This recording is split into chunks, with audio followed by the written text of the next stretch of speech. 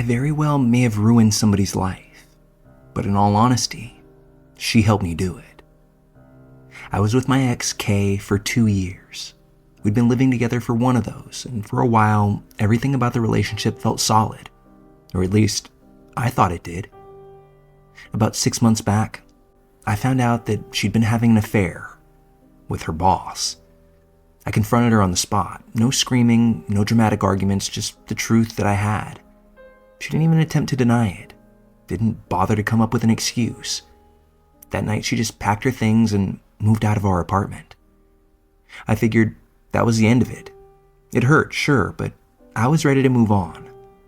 Well, a few days later, she decided to take our breakup public on Instagram. She posted this long, self-pitying essay about outgrowing people and how I had supposedly held her back from her potential. Annoying, yeah, but that's something that I could have ignored. What I couldn't ignore was her claim that she made next. In another post, she accused me of being both emotionally and physically abusive. Now, that one hit me like a freight train. I volunteered for years at a women's shelter, helping victims of domestic violence find temporary housing. That work is deeply personal to me. A close friend of mine once lost her life to an abusive partner years back, and that's what pushed me to get involved in the first place. So reading these words spilled on her social media, seeing myself painted as that kind of person, it lit something inside of me that I can't even describe. I was furious. She knew exactly what that accusation meant to me. She knew what I stood for and what I dedicated part of my life to. She tried to weaponize it out of spite. So that's what pushed me to do it. I gathered every piece of proof that I had. Screenshots, text messages, dates, even photos that made her lies impossible to deny. Then I posted them publicly on my own page and tagged her. I didn't add commentary or insult her. I just presented the truth. Now, what happened next? I can truthfully say that I didn't expect to happen. Within hours, that post blew up. Not just among friends or mutuals. This thing went viral across the entire platform. Suddenly, people were flooding her profile with comments, calling her out for her cheating, lying, and clearly making false abuse claims. I thought that maybe just a few people would see it. She'd be embarrassed and that would be all. But instead, the internet did what the internet does best. It spiraled. The comment sections on our posts exploded. People were calling her every name imaginable. Some of the comments crossed way past the line, if I'm being real.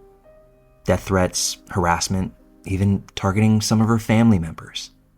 All of that led to the fallout in her professional life. Apparently, once word spread that she'd been having an affair with the boss, their company's social media page got flooded with comments demanding that they both be fired. Her boss, clearly trying to save his own skin, threw her firmly under the bus. She ended up being placed on administrative leave because of it. A few days after that, someone out there vandalized her car. It got so bad that she reached out to me directly from a new number, begging me to take my post down. She said she couldn't handle the constant insults and the hate anymore, that her job situation was the final straw for her. And here's the thing. While I don't have negative feelings about posting what I did, I know that it had gotten out of control. I didn't condone the threats or the harassment. I never wanted her life to be thrown into disarray like this. But at the same time, I'd be dumb if I didn't acknowledge that she brought this onto herself. She tried to destroy my name, to paint me as an abuser, knowing full well how personal that accusation would be to me. So no, I didn't take the post down. I wasn't about to erase the truth to protect someone who lied about me. If that makes me an asshole, then fine, but I don't regret defending myself. For a while, the situation just seemed to stay that way, me holding my ground and her dealing with all the fallout around her. Then she reached out again, this time much calmer. She said she couldn't live like this anymore. She wanted to end it all. The drama, the hate, all of it. So me, attempting to be the bigger person here, I made her an offer. If she wanted my post taken down, she had to make a public post of her own. She had to tell the truth. that our relationship ended because she cheated, and that her claims of abuse were 100% fake. Only then would I consider removing my post. About 72 hours after this exchange, she followed through. She made the post, admitted to the affair, acknowledged all the lies that she had created, and apologized for accusing me of things that I never did. The comments under that post were brutal. Honestly, far worse than before. But she had finally taken accountability. Once I saw it, I held up my end of the bargain and I deleted my post. Before doing that, though, I wrote one final update to make my stance clear. I asked people to stop harassing her, to stop sending threats, and to just move on. I wanted to make sure everyone knew that whatever she had done, she didn't deserve to be terrorized like this. After a few days, things started to calm down. It seems like the angry internet mob moved on to some new drama.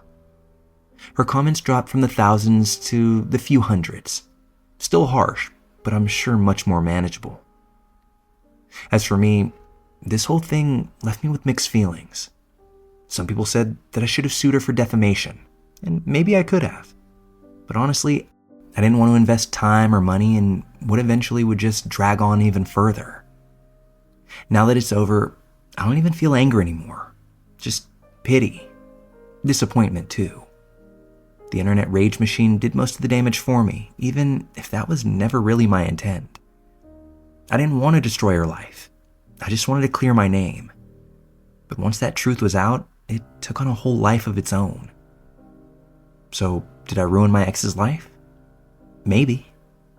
But she handed me the match and poured the gasoline herself. All I did was strike the spark.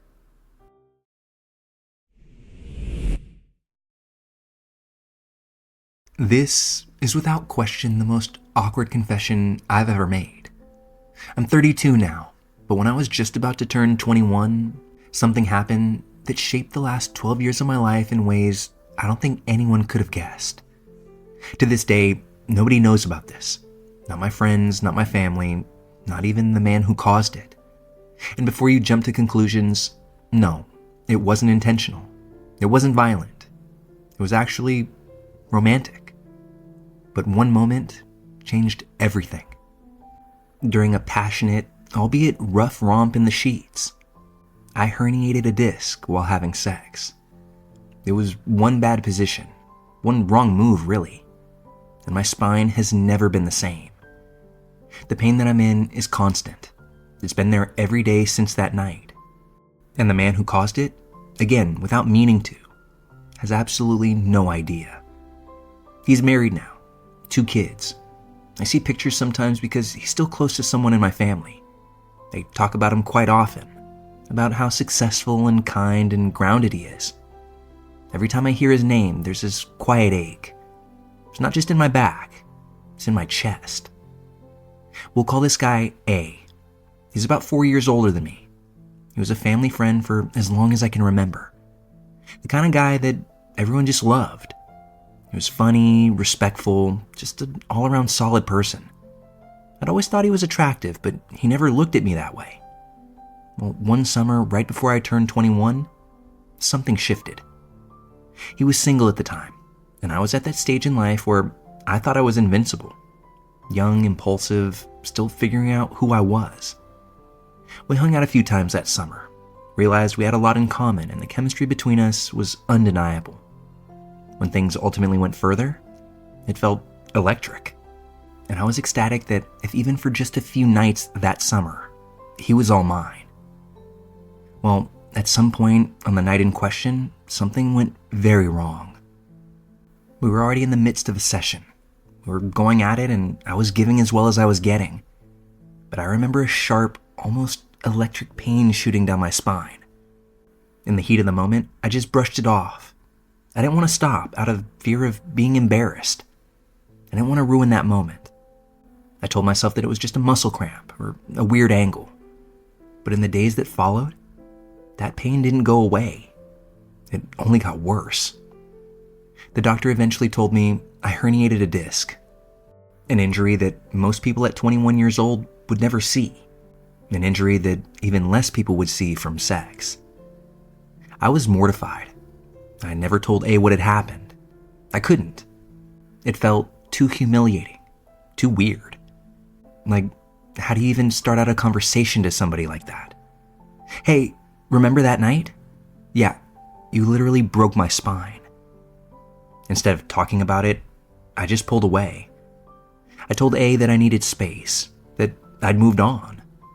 He was away for work at the time. He's a performer, something of a showman. And I ended it over a text while he was on a cruise. There were no arguments, no discussion. It was just silence once I sent it. Then I disappeared from his life. Now, it wasn't just the injury that ended things, though that was a huge part of it. Around that same time, I was in a mental spiral. My bipolar disorder was beginning to surface, and the combination of anxiety, depression, and ADHD made everything feel like chaos. I didn't want to drag this man into it. I didn't want to be a burden. He deserved stability, and that was something that I wouldn't be able to give him. So I forced myself to move on, even though I never really did. Then, about a year later, my now ex-boyfriend, a psycho that I was dating at the time, decided to harass A and his new girlfriend on Facebook. He sent them bizarre messages, crossed all kinds of boundaries, and completely destroyed any possibility of A and I ever really having contact again. That's when A told me, kindly but firmly, that he couldn't talk to me anymore. He was dating the woman who would eventually become his wife, and he didn't want to bring more chaos into her life. I understood this, I really did. Since that point, we haven't spoken. I don't creep on his social media, but my family mentions him sometimes. Apparently, he's world famous in his field now. Something artistic and performance-based, and even got featured in a world record publication. I've shown people his videos before, proud of how far he's come, even though he'll never know that I still think about him. 12 years later, I still live with the aftermath of that night. The physical pain, yes, but also the emotional weirdness of it all. Every morning when my back aches, I think of him. Every time I see the color orange, his favorite color, I feel this quiet sting of nostalgia. It's ridiculous, I know, but I can't even bring myself to buy orange items. If I grab a multi-pack of something and there are orange ones, I'll avoid them. I've stopped myself from buying things I needed just because they only came in that color. Halloween, as you can imagine, is my least favorite holiday now. It's silly, but these are very real things for me. Yet, when I think of him, it never comes with anger or resentment. I never blamed him. He didn't hurt me on purpose. I don't even regret what happened between us. The only thing I regret is how I handled it afterward. Shutting him out, ending things without an explanation, and pretending like none of it mattered. Sometimes, I wonder if I should tell him the truth. Not to make him feel guilty, but just because it feels strange that someone could have such a lasting impact on your life and never know it. He'll never know that that particular night together changed the trajectory of my entire adult life. That sometimes I wake up in excruciating pain because of something we did when we were young and thoughtless. But he's happy now, with his own life, and reaching out after all this time would be wrong, I think. It would reopen something that's better just left buried. So I keep it to myself. I live with it. I try to laugh about it sometimes because really, who else can say their worst injury in life came from something that's supposed to be fun? Still, it hurts both literally and emotionally.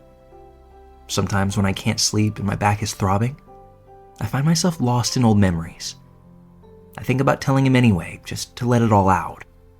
Just to hear him say sorry, even though I don't need him to be.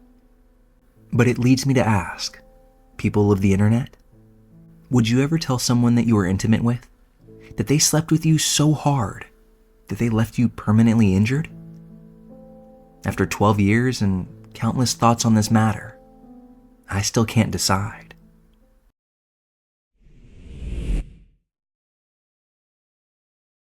I used to think I was one of the lucky ones. Growing up, I steered clear of the stuff that ruined other people's lives.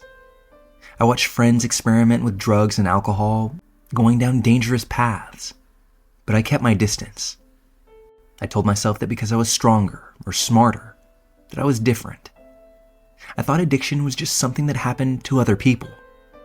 Then I graduated college. I was 23 at the time, working a decent job and making pretty good money. And for the first time in my life, I felt restless. I'd done everything I was supposed to.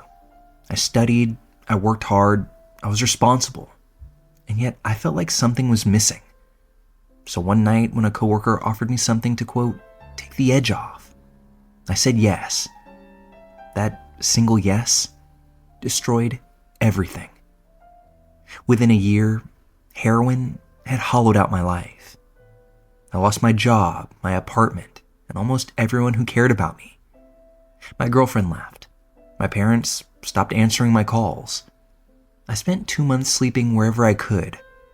Park benches, doorways, sometimes in a friend's car when he felt sorry enough to let me crash.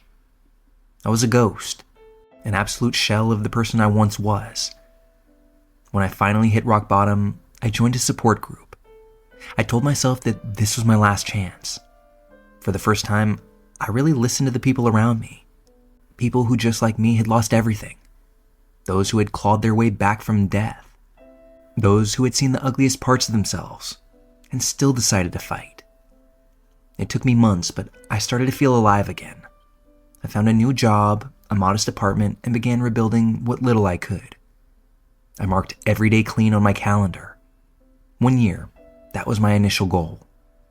And then right around the time I hit that milestone, I met a woman that would ultimately become my wife.